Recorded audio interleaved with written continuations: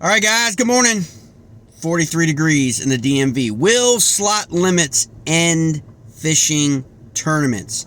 Is the discussion in the last 24 to 48 hours across pretty much the fishing community in a lot of respects. Got a lot of messages, so we're going to dive right in to this topic because I think a lot of people are just misinformed, which is part of the course, unfortunately. When you're talking about different communities within the overall fishing community, okay? When these things come down, every year regulations get done. There's always very, vocal echo chambers, and then very few people actually attend the meetings. Case in point, Virginia DWR just had their wildlife and boat committee meeting about 2 weeks ago. Okay, you can check out that video. I'll post it up on my Facebook page. You can check out how many people attended that meeting. Okay, where regulations get done. It's a lot easier to stay in our echo chambers than it is to get out there and get involved in stuff and talk to people from the other side and try to understand how these things all come about in the first place. So let's begin with the end in mind, guys. Follow along. Some of it you're going to like and some of it you're going to hate, but it's just the reality and we try to keep it real. Okay? Sometimes tournament anglers have got to be very, very careful what they wish for. They've been pushing this envelope for almost my entire life. We have been told, growing up, if you are over 50 years old, you know what I'm talking about. We have been told our entire lives not to eat bass. We have been told our entire lives that not to eat bass. No. You can eat everything. Don't eat bass. Don't eat bass. All right? And all that came from the tournament angling community. Because tournament anglers wanted those bass to get bigger and bigger and bigger and bigger. Totally get it. Totally get it. Well, folks, the chickens come home to roost. Okay? When you don't remove bass from lakes, reservoirs, and fisheries, inevitably there is a biological impact and an imbalance in that fishery. And it stunts the overall growth of that fishery. That's just science. That's just a fact. See, what inevitably happens is you have guys pushing for their own self-interest. People want to catch bigger fish, right? There's your self-interest. People want to catch bigger bags in tournaments to win money. There's your self-interest. Their interest isn't in the sustainability of the population of the fish. A lot of tournament anglers, I'm going to keep it real, guys.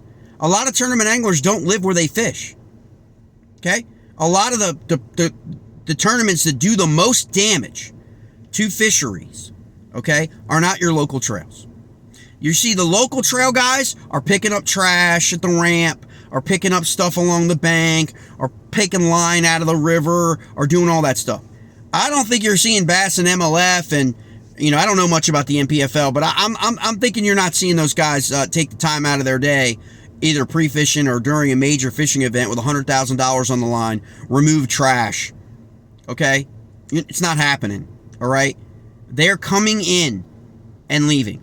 Okay, so that's what they're talking about in places like Alabama. Okay, where these tournaments are being permitted, dozens and dozens and dozens and dozens of tournaments. Okay, are being permitted.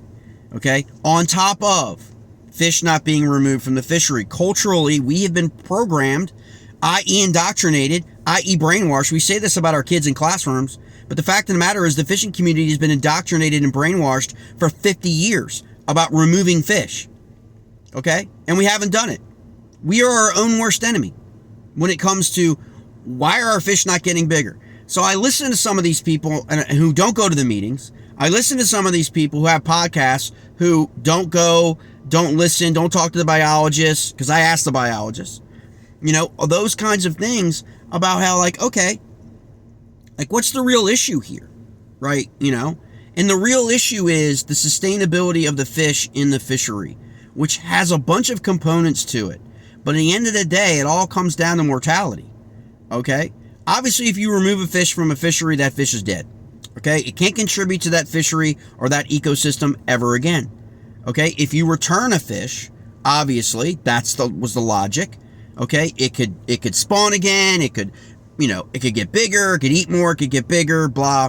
Let's focus on the vegetation. Let's focus on the bait fish. Let's focus on getting the fish bigger. Well, who wants to get the fish bigger? Right? We're all guilty of that. Everybody wants to catch a big fish. Okay? But how far are we willing to go to catch that big fish?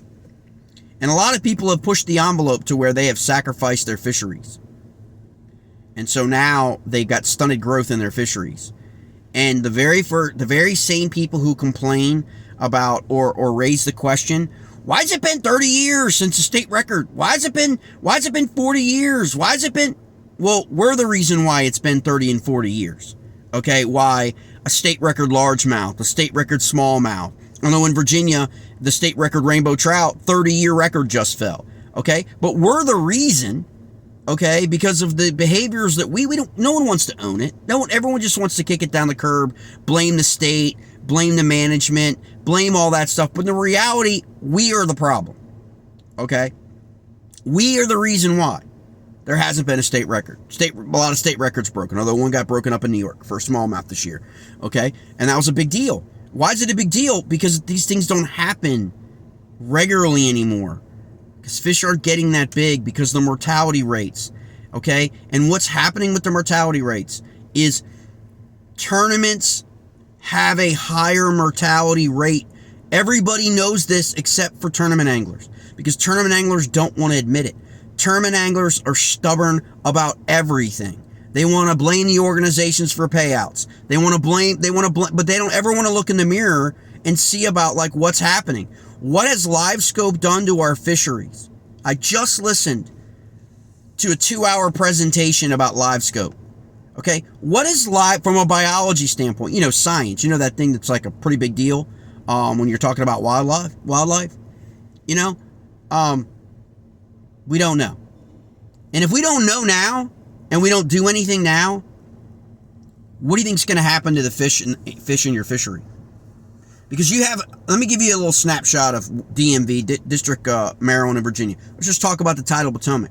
People have been complaining about the tidal Potomac now for the last 3 to 4 years that the catch rates are declining. And I'm not just talking about tournament anglers, I'm talking about recreational anglers. They're not seeing as many fish in areas where they used to see fish. And they're not catching as bigger fish as they used to catch. Why do you think that is? One, it's tournament mortality. Okay? You got to remember, all the fish in the Potomac River watershed, for the most part, that are caught are taken to Mattawoman Creek, okay, the state park, or Leesylvania on the Virginia side. That is where most of the tournaments that have weigh-ins actually conduct their tournaments. Maryland or Virginia, okay? Now, up until about 2 years ago, most of the fish were just dumped right there. They weren't returned where they were caught, okay? They were just dumped right there. Now they have boats and they have different things where MLF has done some things in some of their series where they actually go back out into the system, into the fishery and return fish in different certain areas. They don't just dump them right there at the state park. Now, how long are we keeping fish out of the water for weigh-ins? And why do we have weigh-ins anymore? Why do we have weigh-ins? Does the weigh-in have anything to do with the sustainability of the fishery? No. Does the weigh-in have anything to do with the life expectancy of the largemouth bass in terms of preservation of the bass, in terms of any other kind of scientific or biological rationale, reason, or anything? No. The weigh-in is solely a business thing. It has nothing to do with the fishery. Okay? Weigh-ins historically have been used to attract people to bass fishing, to promote sponsors. Okay? All of these things. There will come a time, I'm going to tell you this. There will most likely in the next 5 years, 5 to 7 years, the only major fishing tournament in the United States that's going to have weigh-ins will be one event, maybe two, but definitely one event a year, and it will be the Bassmaster Classic. That'll be it. All of these event trails are going to have to go to catch and release. Catch, photo, catch, weigh, release. However you want to do it. Okay? MLF has already proved that it can happen. Okay? They already proved it. Okay? That's why a lot of state biologists, a lot of state organizations, whether it's DNR, DWR, Game and Fish, are moving towards MLF. Preferential treatment to MLF, not Bassmaster. As much as Bass wants to do all its thing about conservation, they really haven't. I mean, in reality. The mortality rates, we know this. The biologists know this. The fish kills. People report fish kills after major events. Remember Cayuga? Remember Champlain? Okay? Again, I mean, that information is out there. People just have chosen in the tournament world to ignore it. And I'm not trying to... Look, I love tournament fishing as a fan and as a participant and things like that. But the reality of it is tournament anglers need to be very, very, very careful because their sport is dying on two fronts. One, the science and biology is going to kill it because of all the regulations that are going to come. And then the money side, the financial side. Okay? It's a two-headed beast. It's going to kill professional bass fishing. So expensive. Everything is like, you can go through whatever arguments you want. There's plenty of other channels. Cerebral Tackle is an awesome channel. Get Your Fish On is an awesome channel to get you like more insight as to what's happening and with payouts and what's happening with anglers and all that side. But very few people talk about the science and biology side, okay? Because it's very dry. It's very controversial, okay? And so be prepared because it's coming. It's coming in our region. Now, the argument being made around town and around areas, because I've gotten friggin' a dozen messages, again, is from the tournament perspective. But here, guys, less than 2% of the people are tournament anglers in the entire fishing community. Okay? And when you factor in the Tidal Potomac in our region in the DMV, there'll be 9 events in 2020, 9 major events in 2025 of the major trails. Do you know how many days that is on the water? How much pressure that is on that fishery?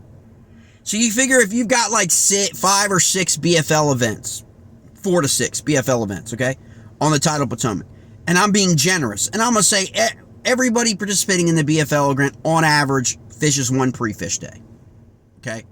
And we know guys fish 3, 4, 5 days, okay? Some guys don't fish any though. I mean, so we'll do an average. We'll just say 1 day, okay? How many days is that? With 140 to 160 boaters, days of the year for BFL. Tackle Warehouse, Bass, Major League Fishing.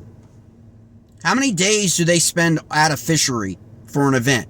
Events usually run 3 days, right? Depending on any kind of revisions or everything. 3, 4, they've kind of played around with all these. Guys pre-fish 5, 6, 7 days. So one event is basically 10 to 12 days of fishing pressure on your fishery. Guys catching fish. Okay? So that has a mortality rate. The actual tournament day has a higher mortality rate. People are like, Jay, what do you mean? Well, when you're pre-fishing, you're returning the fish right away. Okay? You're just pre-fishing, you're catching your fish, you're releasing it. Or you're shaking it, whatever it is. Okay? So those mortality rates are lower. Now, come the event day, for 3 days straight, you're going to weigh-ins. You're taking fish out of the fishery for how many, they've been in your live well all day long, okay? And everybody's different in terms of what their skill set is at, in their boat, and their technology, the age of the boat, the quality of their live well, all that stuff impacts the fish. Then we take the fish out, then we go to the weigh-in, then they return it, all this stuff. Shock, everything, mortality rate is up through the roof. 23, 26%, depending on who you ask, mortality rate for every fish caught. Okay? You do that over time with 9 events, 10, think of Gunnersville. People complain about Gunnersville, like the ebb and flow of Gunnersville. Look at the rise. It flows with the number of events. Okay? And so that's a big, big deal. All right? And so, like, this whole notion of tournament fishing, again, it's the vocal minority. And most state officials get tired of it. Because it's not the job of your state DNR and your DWR or your Game and Fish is not to appease tournament anglers. We're the minority. It's everybody else in the state whose tax dollars go to the department. And it also includes hunting, okay? And so it's like being the vocal minority is fine. It's like politics. They're the vocal minority. But at the end of the day, that's not their job. Their job is to maintain sustainable levels of wildlife populations, whether it be deer, turkey, fish, whatever, to the best of their ability, and to protect the environment. That's their job. Their job's not to manage tournament anglers, not to manage tournaments, not to and all the argument, whenever you get into a discussion with tournament people, it always deflects to off the water stuff. Okay? Notice that. Go watch other podcasts. Watch what people will say. Oh, these tournaments are bringing economic development. Blah, blah, blah. We're not talking about that. We're not talking about that. Because if there's no fish in that fishery, tournaments stop coming. You know what I'm saying? Tournaments can just be like, we're not going to schedule the Potomac next year. Bites have been down for the last 2 years. It's not exciting. We're going to schedule Ivy in Texas. We're going to schedule, Harris Chain. We're going to schedule like all the big you know what I mean? That's what they're going to do. They don't have any vested interest. Okay? But if you live somewhere and these tournaments have utterly destroyed your fishery, where you live and where you spend your tax dollars and where you contribute to the economy, and then suddenly now you don't really have a phenomenal fishery anymore, the tournament organizations, they're going other places. Okay? And they have the freedom to make that decision. Okay? But we're stuck with the impacts in our fisheries. I'd love to have MLF and bass, you know what I mean? But I mean, you don't need to have MLF doesn't need to have BBT, Tackle Warehouse, 6 BFL events, and Bass doesn't need to have the Bassmaster, Bass Nation, and Open, and whatever on like 8, 9, 10, 12 times, pounding a fishery every single year, and then bitch about bags and limits. Like they're not part of the equation of the equilibrium and balance of that fishery. That's why these laws are going to get on the books. I've been saying this for years. You already have things in Pennsylvania where you can't fish for like smallmouth in Susquehanna and the river systems and all in the spring during certain windows. Nothing wrong with that. We've seen the smallmouth populations in Susquehanna watershed get better and better and better and healthier, and it's a product of that. So kudos to Game and Fish in Pennsylvania. Now, does it suck? Yeah. During those months. Will the same thing happen on the Tidal Potomac in the upper Chesapeake or in Alabama? Yeah.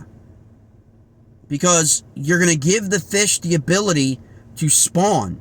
You're going to give the fish the ability to actually reproduce and remain sustainable in your fishery, thus contributing to more fish, thus contributing also to healthier fish and bigger fish.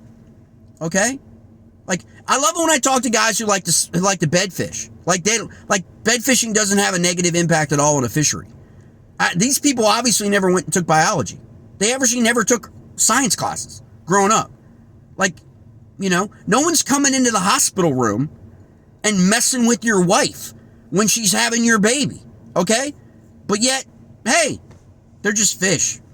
And then they wonder why populations decline. Because you're pulling that bedfish off and you're going about your business. Taking your picture, going about your business, and then lo and behold, 20-some% of them bedfish are dying. They're dying. Right in the middle of their pregnancy, you're freaking shocking them. That's just science. And we're learning more and more. Throw in LiveScope into it. And we don't really know the impact of LiveScope yet, guys. But we're seeing signs of it. And so that device technology is going to be limited. And all this stems from the whole goal of your DWR and DNR is to maintain the sustainability of your fishery for future generations. It's not so you can get a big limit and get a check cut in a tournament that nobody cares about except for you and other tournament anglers. And me, because I'm a fan. But I see both sides of the argument. And far too many people don't. And I know I'm going to get a lot of hate about it. I always do. But I try to keep it real. Okay? You're the vocal minority. You're not the majority of anglers. Okay? And so when these regulations come with a tournament slot limit, it's because your behaviors and your organization's behaviors over time has caused this to be necessary in order to save the fishery. I want you to think about something, guys. It's going to be real controversial. Okay? I'm not even playing. As I sit here and talk about this, waiting for Carlos to open up the food truck for my breakfast burrito. Okay? And it's 44 degrees now. Before we head out, do some fishing. Is this. What you think about this? How many people do you know in any of your feeds or any of your fishing chats or any of your conversations have bitched about invasive species? Me? Okay, I'm one of those guys, right? But I want you to ask yourself a question. What about when the introduction of an invasive species is man-introduced? It's illegal. It is illegal for us to drop snakehead into a reservoir or lake or a river or whatever, right? Transport snakeheads, right? They're invasive. It's illegal. It's illegal for you to do Alabama bass, Coosa bass. Interesting that we're talking about the Coosa River down in Alabama, and it being Alabama who's going to be passing potentially these slot requirements for tournaments, as well as some other regulation. Okay, you can't drop those in Virginia anyway. You can't drop those anywhere. That's illegal. Okay, but the state can do it. Why is the state doing it? State's doing it because of the vocal minority. Okay, and it will destroy fisheries. Case in point. Why is your state bringing Florida strain bass from Florida, introducing it into lakes and reservoirs in places like Virginia where those fish aren't from? Why? Does it help the fishery? No. Who is that for? That's for the vocal minority that want bigger fish, that want to catch bigger fish. Because if you can catch bigger fish, you can catch more fishing permits, right? See that game? Those fish, that Florida strain bass, do they belong in Virginia for any other reason? Any biological reason? No. Any environmental reason? No. Any sustainability reason? No. Are they promoting the health and overall future of that fishery? No. Are they reproducing really at all at a high rate in that introduction site? No. They're one and done. So basically, you drop in some Florida strain bass, and if somebody is taking fish out, okay, recreational anglers are taking fish out of that fishery, they could be taking about at 12 inches, 13 inches, 14 inches. You know the way it is. They're never going to get to be 20. They're never going to get to be trophy size Florida strain bass, okay? They're going to get removed from that fishery, all right? And if that fishery happens to have tournaments on it, their mortality rate, 23 to 26%, right? So why do we spend the money to introduce a Florida strain largemouth bass outside of Florida? Why do people do it? They do it to appease tournament anglers. They do it to appease anglers, right? Who are vocal about wanting big fish. And not just their native trajectory of their native fish.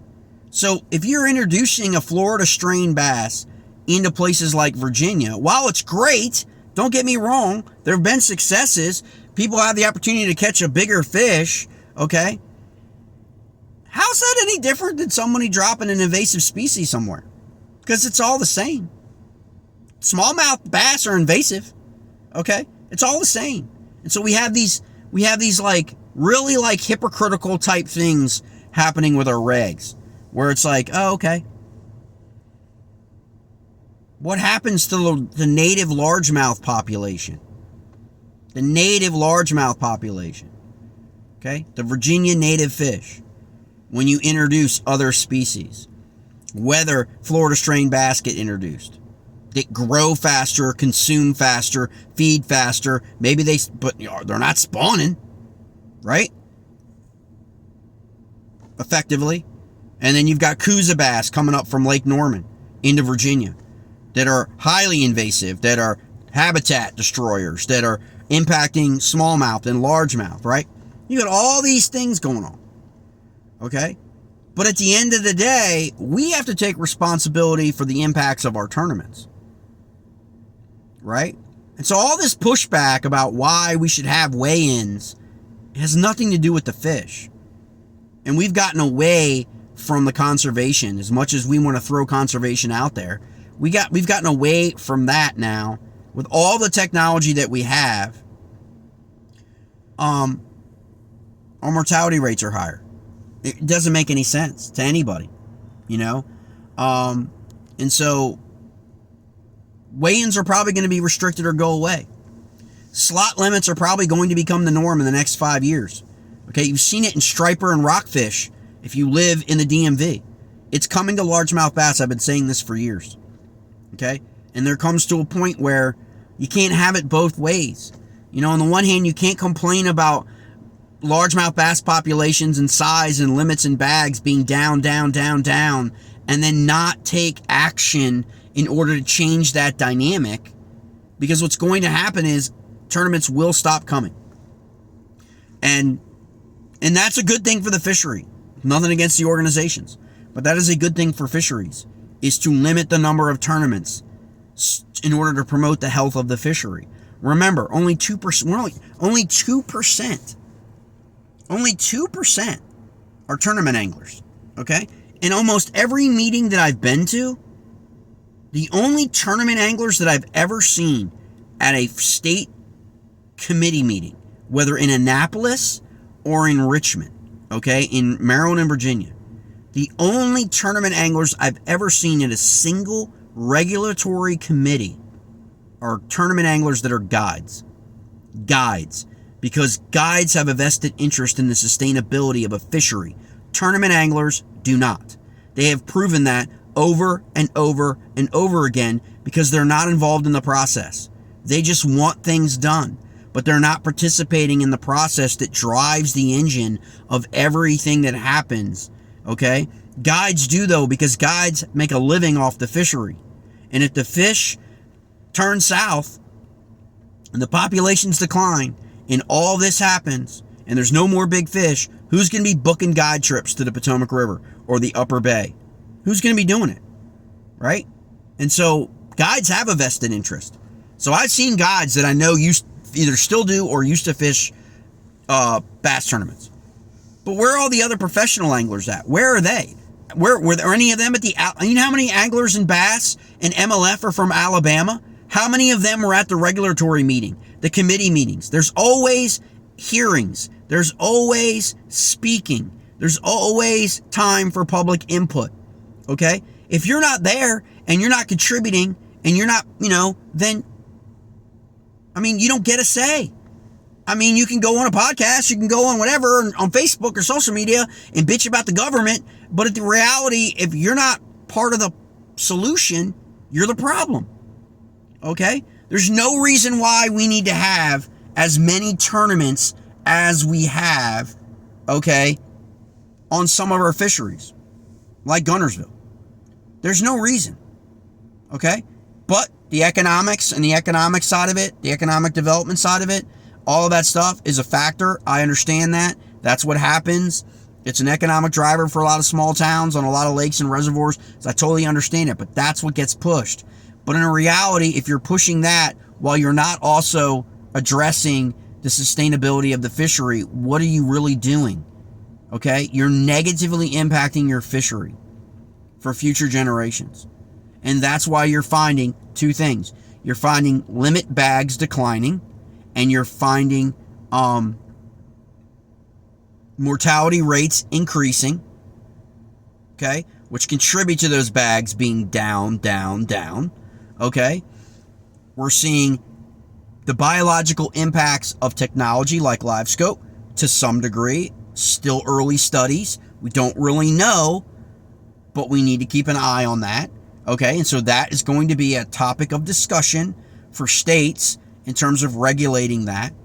And then, of course, other examples from striper and rockfish that we've seen with their populations. declining and declining and declining.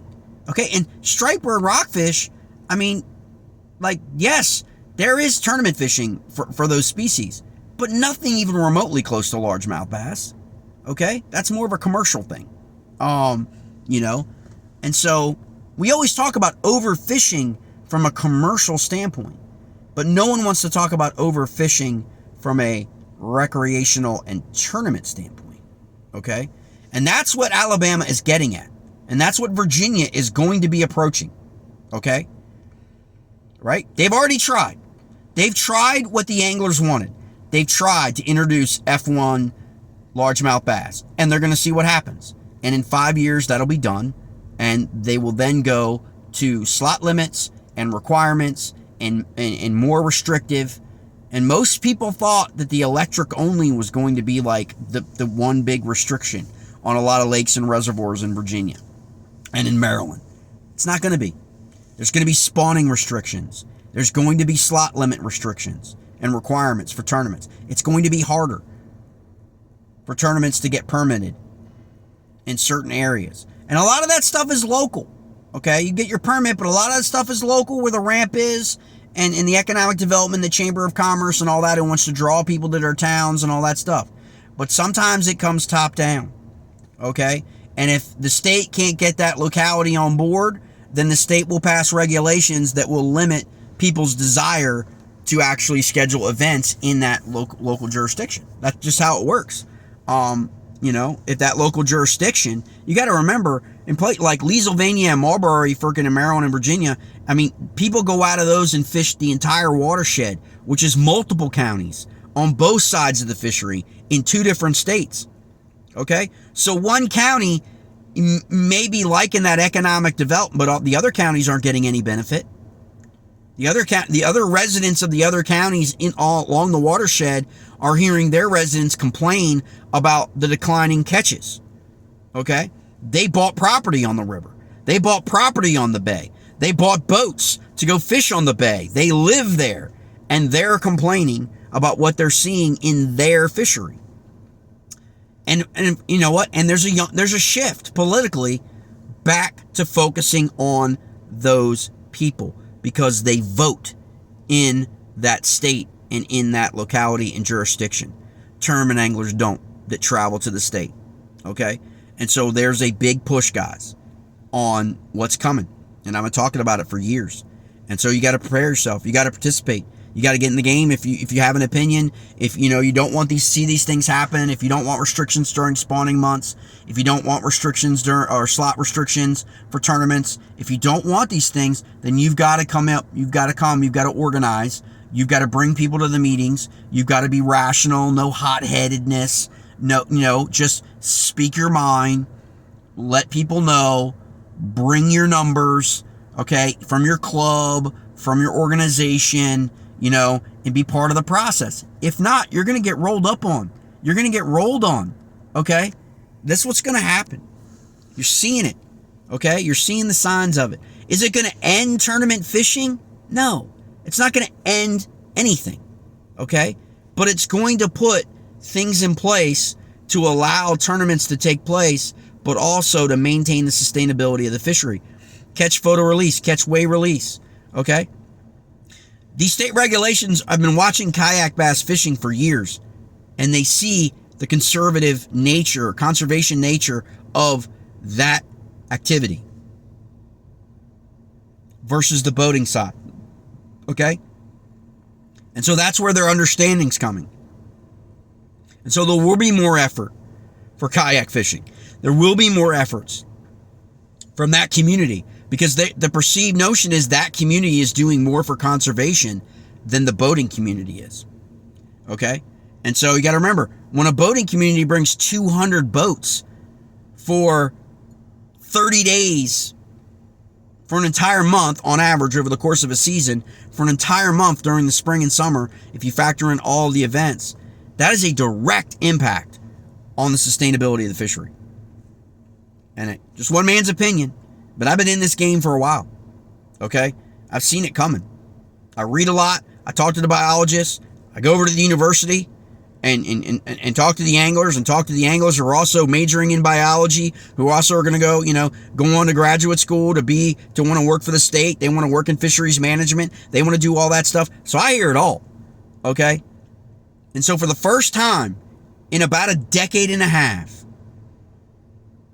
the tournament anglers are basically are getting put on the back foot. Okay. Their voice is a vocal minority, but people are tuning them out now because of what's happening in our fisheries. Plus, you've got the environmental movements. They want to end tournaments altogether. Okay, they don't want any tournaments. All right, and so, you got to look at it from what's the end in mind of slot limits for tournaments. Okay, long term, is it beneficial to the fishery or not? And that's how things are being perceived now. It's what's in the best interest of the fishery, not the angler. And that's a rightful position to have if you're the state. I understand why anglers are going to be pissed. I understand why tournament organizations are going to be pissed, because they're in the business of making money. They're in the business of selling registrations.